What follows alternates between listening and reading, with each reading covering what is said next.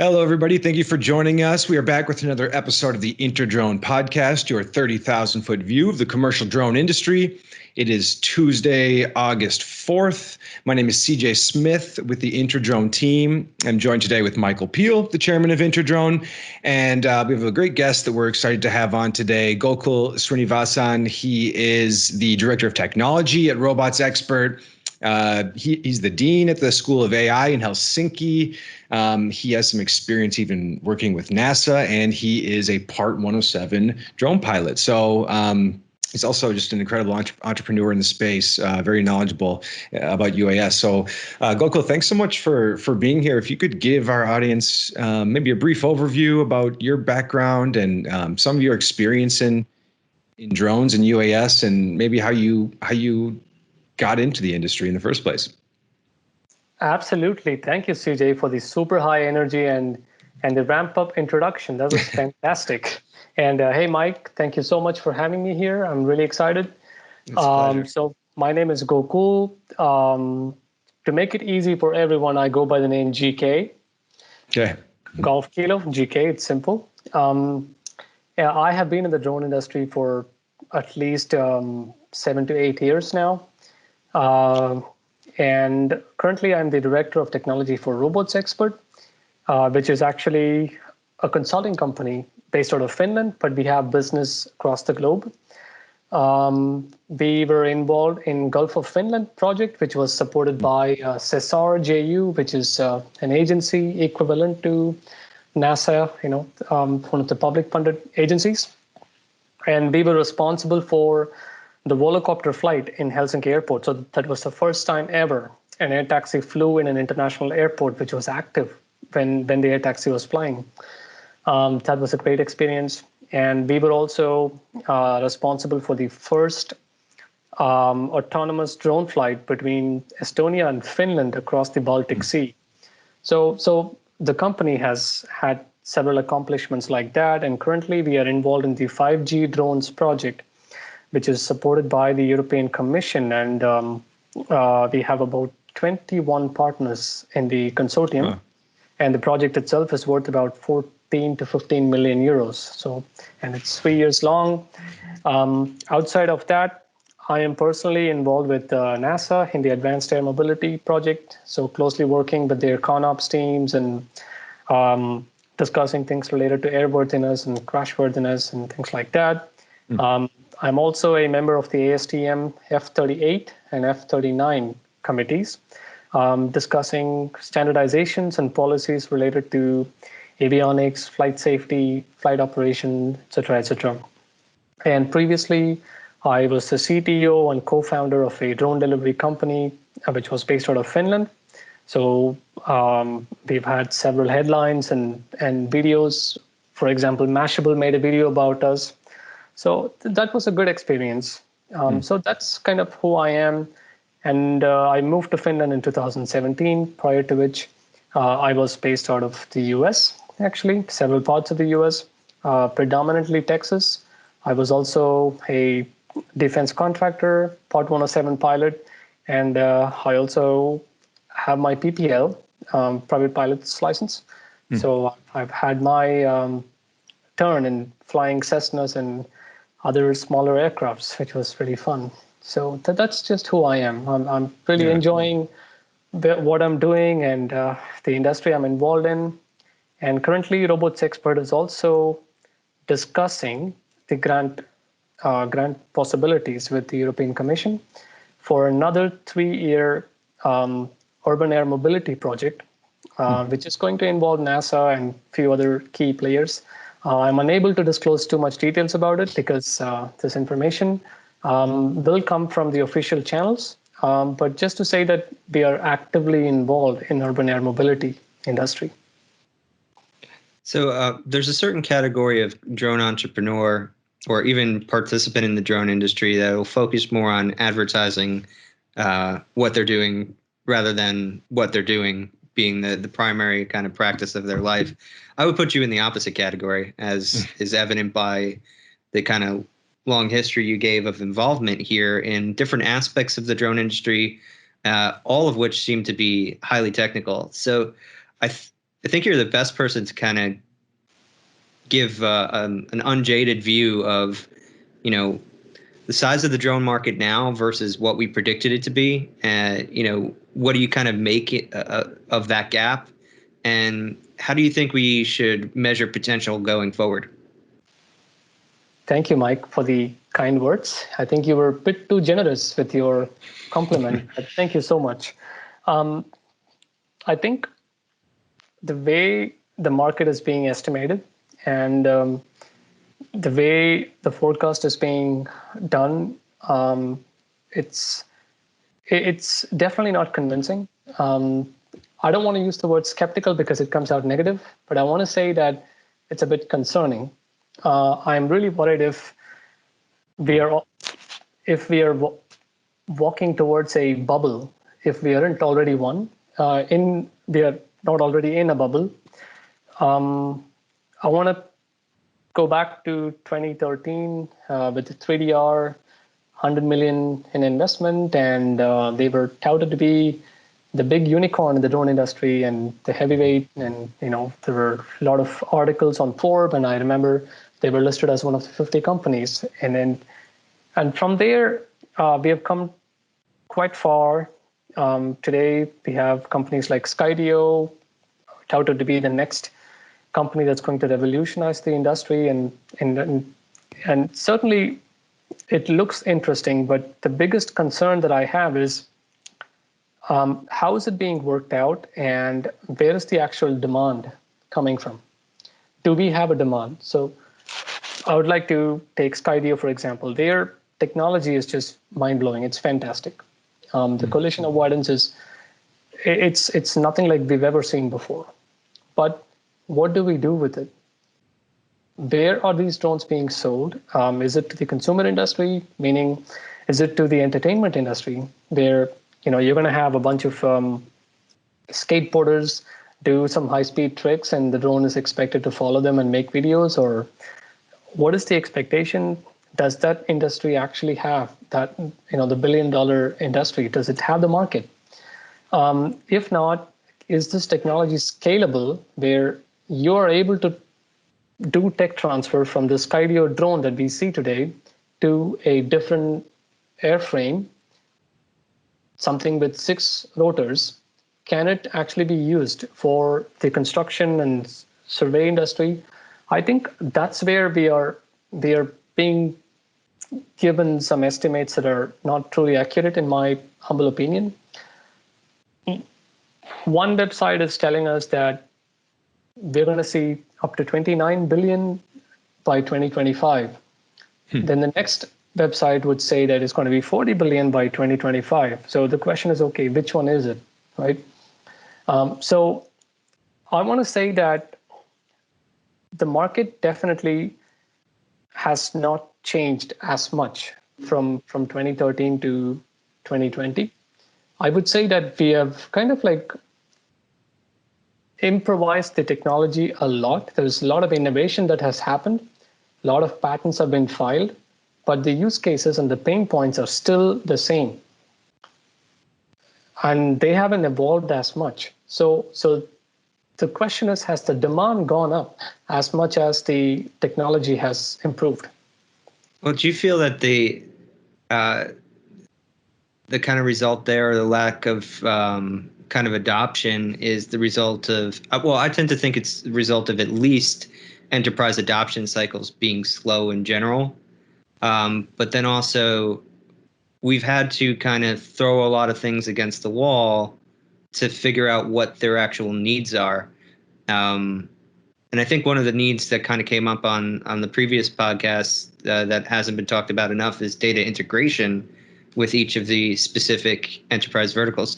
But it seems like the industry is aware of that now, where they're not talking about solutions for every vertical. Usually, there's very few companies that still kind of tout that message and have any reliability in doing so. But it seems like there's more focus now, even when we look at, we have our venture capital feed. The companies that are receiving funding based on their targeting a specific vertical rather than saying we're a drone company. Do you not see that kind of as opening up the horizon a little bit? Certainly, yes.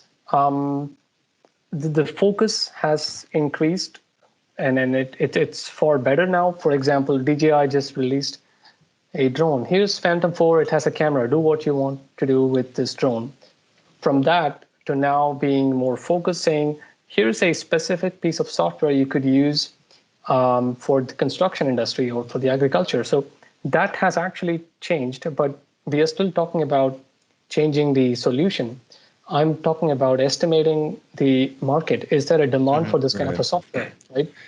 So meaning, are we saying that this many number of units of drones and software will be sold to make 29 billion by 2025? That's my biggest question. And do we take into consideration the amount of investment that has already gone in? Because we need to, at the end of the day, balance the sheets and calculate the profit and loss and break even and then the revenue, right? So that's kind of what I'm alluding to is, the amount of investment that has gone in over the last 5 or 6 years, it's quite a lot of money. So we need to recover all of that. And so what I'm looking at is all of these investments and how many of these investors actually made an exit. How many of these companies managed to mature from seed to Series A to Series B, meaning in the initial phase from seed funding to Series A, yes, they managed to convert this hype. So from hype, they managed to do some demos and prove the technology. And from there, some traction has been generated. Has the traction been converted into revenue? That's the biggest question that I would like to see answers for. Yeah. Because when we read these reports, it's all so fascinating. But when we go to the industry and talk to drone companies, they're all suffering. They're all trying to find it hard to pay salaries to their employees. And those salaries are expensive. These are real engineers in most cases. Exactly. And how does regulation factor into this too? So when we're looking at some of these market reports, are they taking into account, are they assuming there's some sort of regulation that will be figured out by 2025 to hit that, whatever, $25-50 million industry mark? And then also when people are making investments, are they investing for a regulatory world, or when are they investing in the future and investing into the future world where regulation is figured out? Because I think that affects regulation can kind of keep demand down, right? I have a demand for a product, but if I can't use it within the current framework, my demand isn't really a real demand anymore, right? Let's take regulation to start with. I don't think the regulation will keep the demand low. It probably might restrict the supply, but the demand comes from the market. The demand comes from the end user, the customer, who is probably a farmer who owns 130 acres and he wants to do some AI-based application with drones to be able to survey his lands. I don't think the regulation will increase or decrease his demand, but the supply, which is a solution, may be restricted. But I don't think that is the case. I don't think the regulation is actually restricting people from doing business. They are saying, if you manage to get a Part 107 certificate, you are welcome to do business. So the FAA or the EASA is not going to come knock on your door and say you can't do business. Just like any other industry, you have to meet certain standards. And if you meet those standards, it's perfectly fine. And from working with these different agencies, I can say that they're trying to actually keep it at bare minimum so that they enable people to do more business. And their intention is not to restrict businesses from succeeding. So that's about the regulation. And about how do investors make decisions, or are these forecasts being done by keeping regulatory aspects into consideration? I don't know. It doesn't look like it to me, because I've raised the question to several of these companies doing the insights. I never got a straightforward answer from them saying yes or no. But from the looks of it, I don't think they have taken the regulatory aspects into consideration, because for a company to go through Part 107 or here it's SORA or ES 945 in Europe, it takes some effort and some time, and it costs quite a bit of money to do that. And even that goes into the company's expenses, which must be considered, because if it's going to take you 8 months, that's 8 months of expense for the company in terms of paying salaries and running operations. Mm-hmm. So I don't think it has been considered as much as it should have been considered. So that's kind of like my insight into it. But in terms of what VCs are doing, or VCs considering post-regulatory situation, right. I would say straight out no. I don't think VCs are looking at these aspects. VCs are going with tractions. If a company is famous, if a company has made headlines, if a company has gotten interest from other VCs, VCs would just follow one another. FOMO, fear of missing out.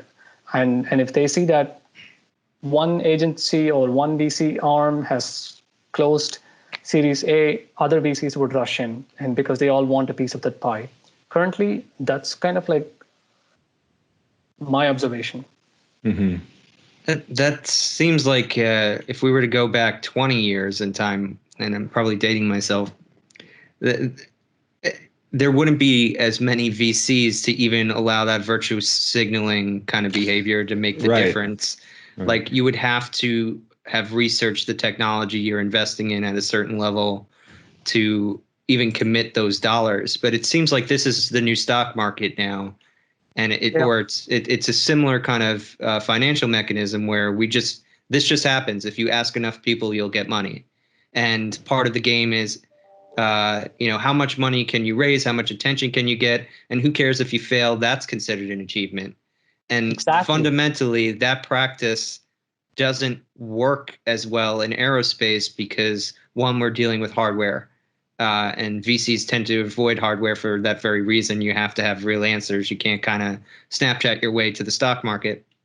But the other thing is the aerospace component. It's probably the most conservative human kind of industry worldwide, because our tolerance for failure in aerospace is magnitudes higher than our tolerance for an accident on the road. Yep. There's no question there. I'm just kind of combining my thoughts to see if you have any extra commentary on top of that. No, I totally agree with you, and I think gone are the days where VCs took the effort to do extensive due diligence to actually differentiate between snake oil and real products, right? Mm-hmm. But in these days, one of the biggest aspects that's missing is VCs don't do due diligence like the way it should be done. Maybe it's because lack of expertise within the agency. Maybe it's because, I saw headlines and I believe it. It's that kind of attitude. But I do have to say this is extremely regional. This is not a global phenomenon. Mm. This is, I would say, kind of common to mostly Silicon Valley, but most part of the US. But even in the US, there are companies that are, for example, located in Oklahoma, and they are actually regretting, why did we not start a company in Boston or California, right? So it's not common across the United States. This is mostly Silicon Valley, and of course the culture has actually spread to other parts. But if you were to start a drone company in Japan, you will not be able to do this. VCs are not going to just like that invest money blindfolded. They would want to see blueprints. They would want to see, okay, how many patents have you filed? Who is your actual team? What have they accomplished? What is your traction? Traction not in terms of you having friends who may have friends who are potential customers. Traction meaning how many contracts do you have that's signed under the dotted lines? Right. InterDrone being one example. It's a Japanese company, right? And they are so careful in investing, but they are one of the most successful companies who have managed to invest in pretty decent companies that has proven to be successful in terms of their strategy. Yeah. So, I think that's a really interesting point. I was watching an interview with Chamath Palihapitiya, and I probably butchered his name, but he was talking about Silicon Valley and the venture model out there. And he was saying it's essentially broken because they're, like you're saying, a little bit of FOMO. People are moving so fast. They want to invest in so many companies. And once the VCs make their investments, all they want to see is growth, growth, growth. So they want, and they're not really assessing market fit. They're not really assessing customer needs. They just want to grow, get customers. And they say that I could be a little off on the statistics, but it was 60 or so % of this venture money goes straight back into companies like Google and Amazon for paid media, driving leads, cranking up AWS and different software services like that. Yeah, so AWS is the back end of every startup. Right. They realize what scaling means. And then growth is just Facebook ads and PPC, Google ads, and getting customers and getting leads and just growing fast enough so then you can raise your next round. And it's kind of and then the exit is getting bought by Google, Amazon, or exactly. So this isn't unique to UAS, but I think a lot of points you're making here about how the Silicon Valley model is not a great fit right now for UAS. It's really relevant to what he's saying. He's kind of seeing in the Silicon Valley models in other industries too, other tech industries too. Absolutely, but we should probably consider this as firing some warning shots. If this trend does not change, like effective immediately, the UAS industry and UAM industry, just to say that also, is going to turn into another self-driving car industry where investors are starting to question the companies. Where is my self-driving car? Why am I not seeing it pick up my daughter from school yet? I think those kind of questions are already coming up. For example, in the concept of drone deliveries, they're already saying, it's 2020 already, and why am I not seeing drone deliveries? Those kind of questions are already coming up. So you're right. A lot of money is just channeled back into different, marketing and advertisement related expenses, and then not, scaling up, because that's the key to success. You need to scale up. Otherwise, the technology is pointless. And market fit, right? Yeah, I mean, so one of the things that kind of comes through here is it would almost be better if things were more boring and there was less eyeballs on it. But I mean, the challenge to that, and I think it's a notable one, and it can't be entirely dismissed, is then how do you get momentum? How do you get interest at all? One of the things that I've talked about in the past is if, especially the enterprise executive who has to sign off on your drone program, they're not going to be as knowledgeable about aerospace. They're probably not going to care. They're going to want those answers answered for them before they even get there. How does that person even become aware if, there isn't Google Wing making headlines, if there, isn't, the great kind of American hope behind 3DR or Skydio now? How do you even get there without that attention? I think that's a great question. And it's in a way kind of like a segue into what I wanted to mention. Let's ignore what Silicon Valley is doing, as difficult as it sounds, but let's just do that for a second. It feels so good. If we were to come to Europe, in Europe, VC investment is not that popular. It's not that common, meaning startups don't strive to get investment. They strive to get customers. Now, most of the companies, I don't have a number on top of my mind, but I would say at least 80% of the companies in Europe are supported by the European Commission in the form of public funded projects like Horizon 2020. Horizon 2020 has spent hundreds of millions in not hyping, but actually validating the technology. Now, through that, you've now developed, validated, and you have evidence of those validations over a period of 2 years or 3 years or whatever. Now, this is the push you need towards the marketing, which you would have spent in your seed round and Series A by doing ad campaigns and going to Mobile World Congress and different expos. But instead, you're now a part of a public project or public funded project where, well, you get to be a part of a consortium. You kind of understand what it takes to integrate your solution into an ecosystem, because no company is going to be by themselves. At the end of the day, they need to work with other companies. So I think that's a great approach to generate momentum. To say that my company is a part of a Horizon 2020 project supported by the European Commission, and here are the use cases we are targeting. And these are the KPIs that we have committed to deliver. And we will measure these KPIs and prove the capabilities by the end of the project. And this is an investment coming into the company, but except it's not for equity. The companies are not under pressure to actually find customers.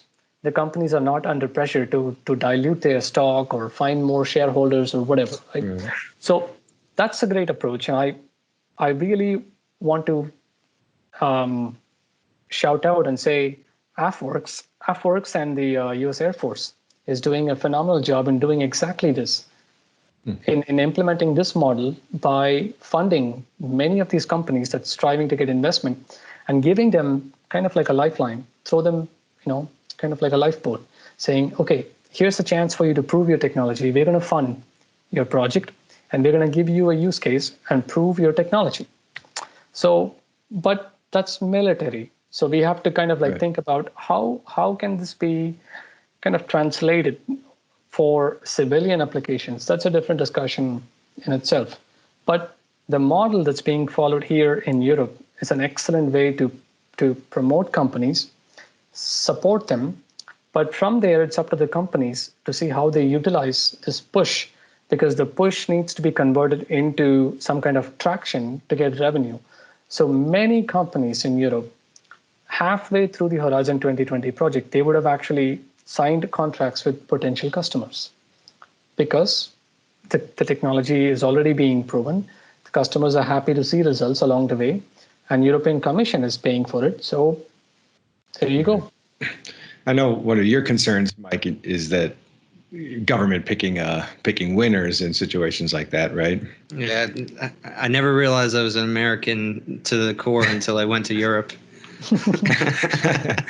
I mean, it's funny how these things kind of pop up. You're like, yep, no, I actually do believe that. But yeah, so go on. I think that's valid. No, I think it's really valid. I mean, what do you kind of make of that, Gokul? Do you think that government they have too much power or responsibility to pick the right companies to do these tests, and they're essentially picking a winner in that respective field or in that respective use case? Even if it's just kind of a small field, doesn't that provide kind of the opportunity to jockey for favor among a small circle of elites rather than having it market tested first? Or the projects or the companies try to appeal to these potential government use cases? You see, that's a double-edged sword, because for every good thing that happens, there's always a bad thing. Newton said it a long time back. But this happening with government-funded projects in the US is not a new concept. DARPA has been doing it for decades, right? Yeah. Now NASA is doing this advanced air mobility campaigns, and so many different companies are participating, but how many of these companies are getting paid to participate in this opportunity is a different question. Now, I don't think it's a question of power. I don't think the government would want to be biased. I don't want to blame the government, but I do see that there is definitely opportunity for lobbying among bigger companies. That's going to happen eventually, but I think it can still be controlled, because if you have an open RFI or RFP, and if you have 6 different consortiums submitting proposals, where each proposal has 5 different categories like innovation, impact, sustainability, and so many different categories. And each proposal is being ranked and scored for those categories. I think the results are just right out there. Any lobbying agency can lobby as much as they want to, but if the numbers are not matching, they really can't get into the project, right? So it's providing almost a form of project governance with a financial incentive kind of married to it. Whereas if we look at what's going on with the Valley or just general kind of tech startups, it's whatever idea comes to my head that I think will fit a pain point in the market, and it's almost too diverse in its goals. So you get a lot of islands of innovation that never connect, and they die off, and all that skill or would have been human labor that could have been worked towards a more focused project is lost. Exactly, because I think innovation should also be considered from the integration perspective, because if the innovation is not integrated into the other parts of technology, it's essentially, like you said, becoming an island, and it's a silo. I think this is where the government initiatives would make a lot of difference, because the government has the capability to bring in end customers, and the customers would define what innovation they need, what are the pain points, what do we need solved immediately, so that the companies can focus on exactly that. Because the biggest pain points companies don't have is knowing what the customer wants. I mean, there are so many companies that have this statement on the slide deck that we have a network of end customers who can tell us what they want. That's actually their added value. That's their pitch. Yeah. Exactly, but it should rather be the bar should be at that level. It should be the bare minimum. You should, before you build the technology, you should know. My drone flies safely. Exactly. Well, shouldn't that be the case anyway? Right. So I think that's kind of where things have to change. But expecting the government to pick up the ball from here and then start supporting the companies, it's going to be quite a lot to ask of them at this point. So I'm expecting the bigger corporates to be a bit more responsible, and the bigger VC arms to be a bit more mindful of how they approach this whole investment game, and not expect returns in just 2 years, because this is not selling candies. I mean, these are some serious machines that could, in our lab, we used to call these drones as, like, affectionately, as flying blenders. I mean, seriously. So I think that's where VCs need to step in and actually take chances, venture into the industry, and not wait for traction and security and all of these different aspects.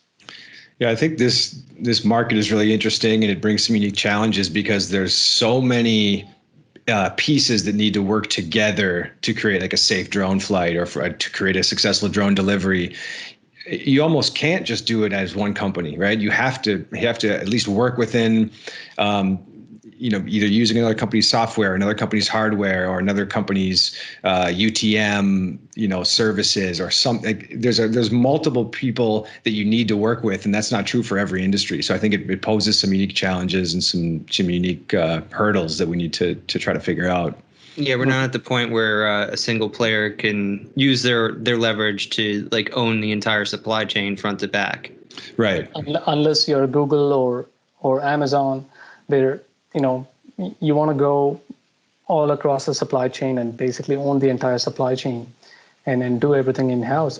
Well, it's a choice they have to make. Some parts of it may fail. Some parts of it might become successful.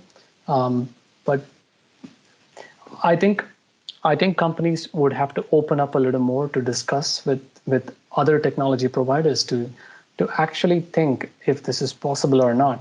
For example, there are some drone companies that would want their drone to communicate with the ground control station over Wi-Fi. Basically, the drone becomes a Wi-Fi hotspot, and the ground control station would have to connect to the hotspot.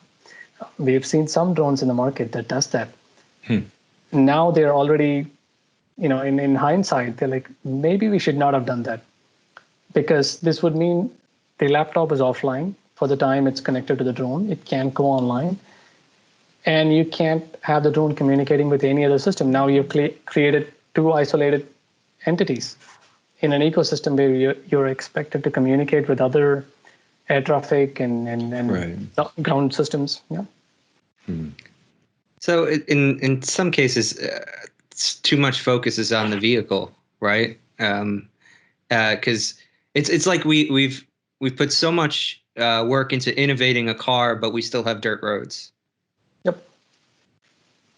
Well, I wasn't expecting that much of a yes, but I was going to say, well, I think in their defense, they have traction wheels, so which can maneuver the dirt roads. But I think what's happening is companies are starting to focus on whatever is popular, the buzzwords, rather than what is actually needed. We've seen early stages of SIMA drones on Amazon back in 2010 and 2011, right? The nature of quadcopters has not changed from that time to today. And the safety aspect of these drones haven't improved even a bit. Nobody has managed to have prop guards or some kind of a mechanism to protect in case the drone crashes.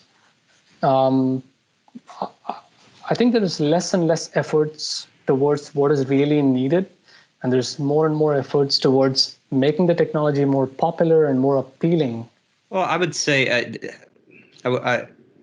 not a bit would probably be a little too harsh. I mean, there is parachute testing that we know has gone on in upstate New York at New Air, but it's funny because like I read those things, but I don't think the general drone consuming public or even the commercial enterprise user reads those things, and it does kind of feel sometimes like a whoop-de-doo. It's a great achievement. Thank God we have that on paper now that could be used and reused and scaled.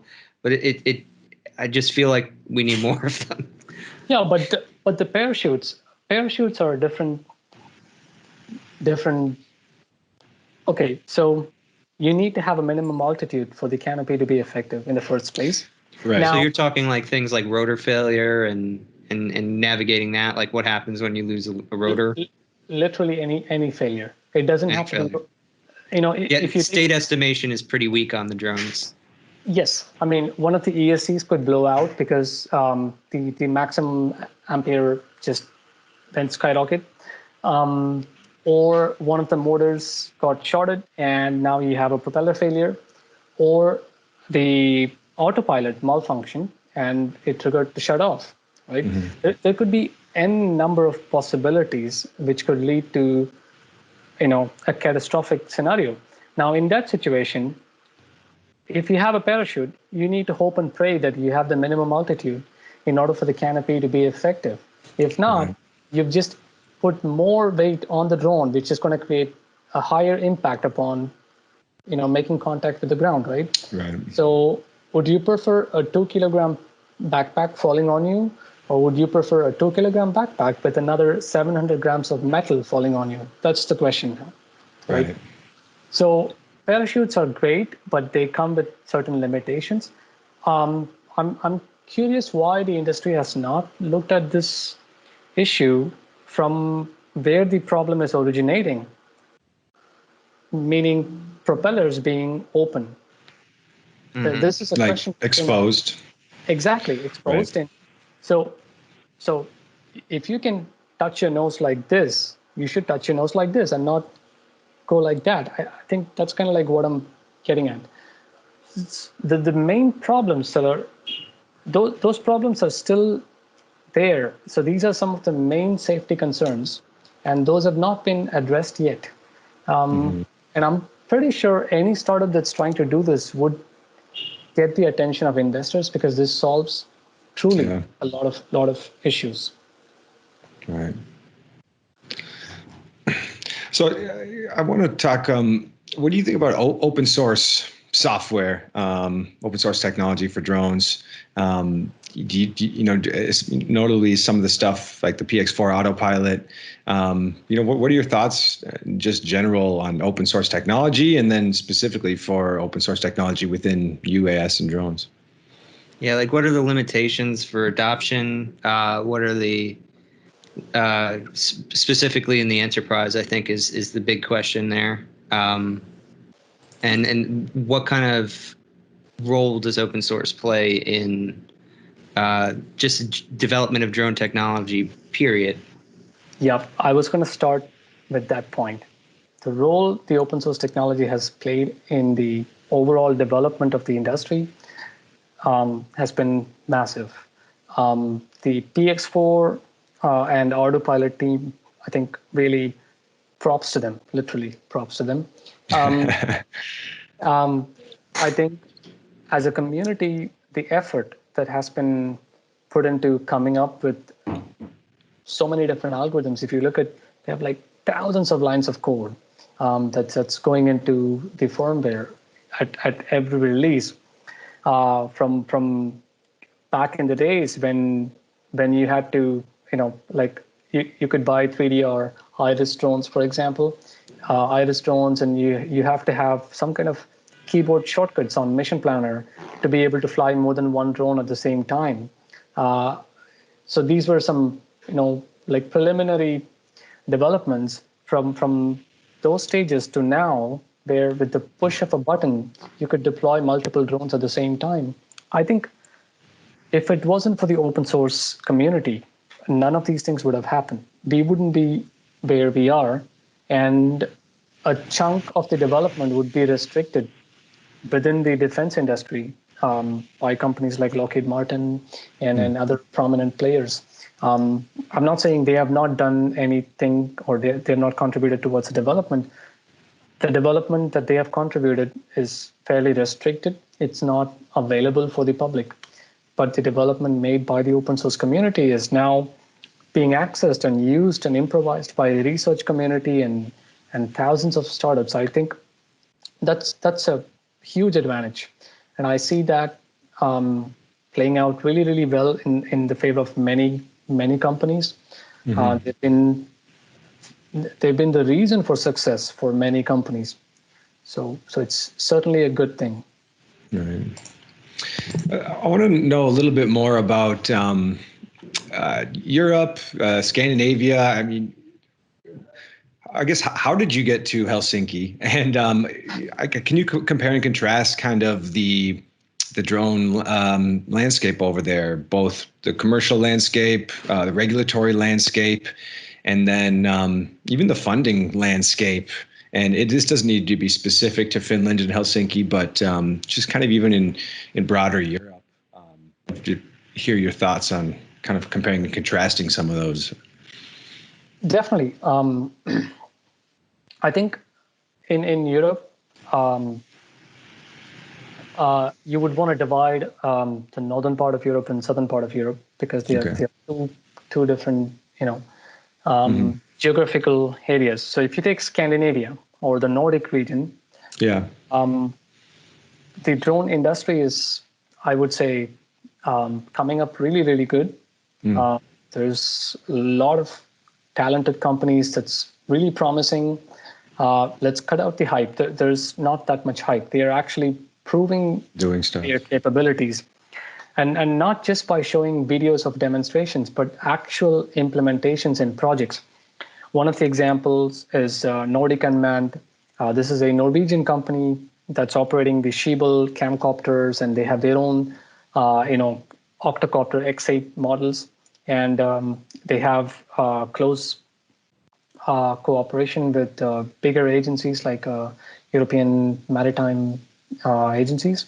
Mm-hmm. So they are involved in sulfur sniffing and oil spill detection and those kind of projects. And then there's other companies like EverDrone AB, which is based out of Sweden. So the drone industry in Scandinavia definitely is prospering and it's promising. There's not that much hype. Here, we get a taste of reality pretty soon. So it's not that much room for hype. I mean, the company cannot survive if its strategy is just going with hype and marketing and not, providing the solution that they promised to. But if you go to the southern Europe, it's a little different. In southern Europe, many companies are seeking investment, and that investment is coming either from the US or from Asia. Okay.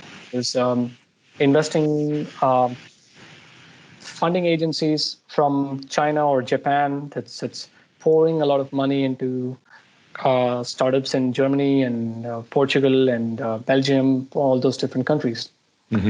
So it's slightly different. And then you had a question about the regulatory aspects. Yeah. I think the regulatory aspects in Europe is by far the most favorable for drone companies. There was supposed to be EU level or European level drone regulations coming into play starting July 1st. But considering the COVID situation, the European Commission and EASA decided to push the deadline by 6 months and saying, okay, we won't have these rules in effect until 1st of January 2021. And they started soliciting opinion from the public about some of the other aspects that they need to consider in terms of how strict the regulations have to be. And, so the regulatory authorities here are involved in more dialogue with the public. They're more hands-on. They are super active, and that's something commendable. Right. Yeah. Yeah, I think we've seen some really cool stories. We've seen drone deliveries at ports. I think notably one was in Rotterdam. I think we've spoken about a couple articles on this podcast about some trials in Copenhagen, in Denmark too. So it's definitely interesting to compare and contrast kind of what's going on. You made an interesting point. You said over there, meaning over in Europe or in Scandinavia specifically, that these companies cannot run on hype alone. They need to actually put the rubber to the road. Are you implying that that's different than over here in the United States, where companies can kind of market on for the lack of a better word, hype or potential future growth and use cases? I think so. Yeah.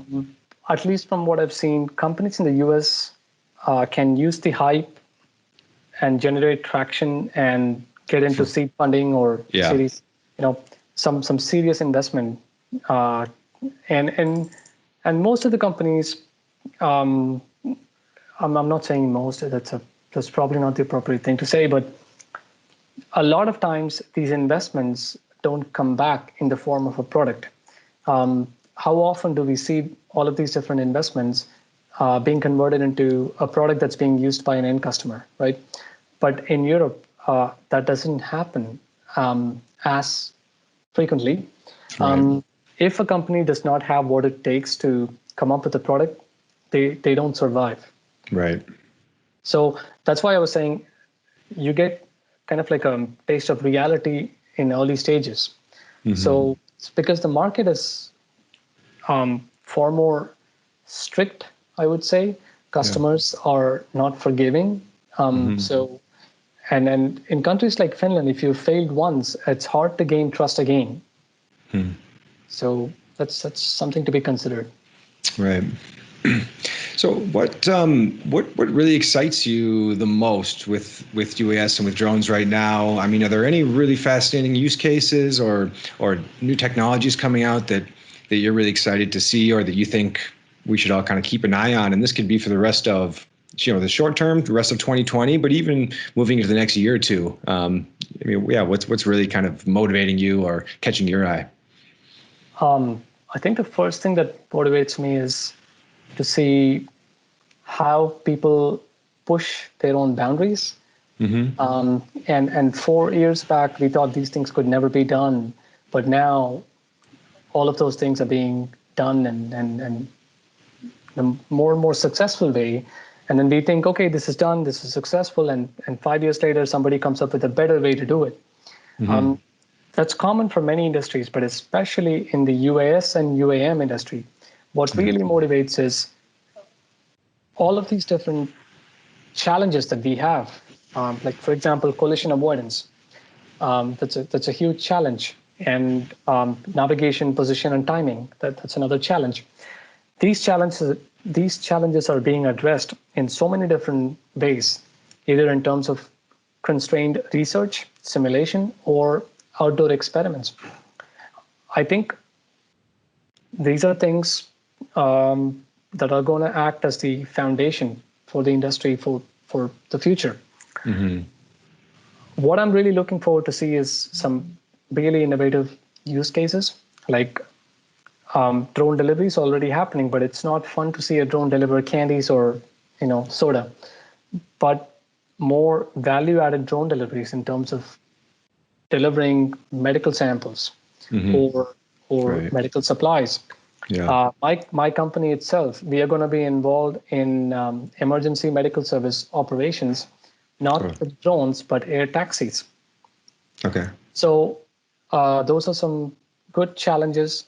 And then I'm really looking forward to these kind of use cases in terms of solving first mile, last mile challenges, in terms of, in Finland, we have Arctic winter condition. So being able to fly a drone in these conditions itself is quite a challenge, because you could have icing on the propellers. You may not be able to generate lift. There's bad wind condition. Visibility is pretty bad. So considering all these things, being able to solve these challenges is something that definitely motivates me. Right. Right. So tell us a little bit more about kind of what's next for Robots.Expert in your company. I mean, what's top of mind for you guys as we move into the rest of this year? And then if you can tell us a little bit about the roadmap or any kind of exciting projects that you'll be working on with regards to the company next year. I think I can share some of the things that I'm able to share. Okay. Some I'm going to leave it as like abstract information, and then we'll wait for press releases. We'll take what we can get. Yes. Robots.Expert is really looking forward to being a part of this 5G drones consortium, and being able to actively contribute to this project itself is a massive task. And from there, we are looking forward to contribute to the ASTM standardization and drone policies. And from there, we also want to contribute to NASA's advanced air mobility. As a matter of fact, as soon as this call is over, I have a call that I need to join with the NASA advanced air mobility team to discuss the ConOps for the airspace. So these are some of the things that we already have in the calendar. We are actively involved in this, and we're also looking forward to the project that I mentioned, which will be made public in a month or two. But that project is going to involve air taxis, drones, general aviation, and then different aspects of aviation, all put together in a single airspace in the context of emergency medical services.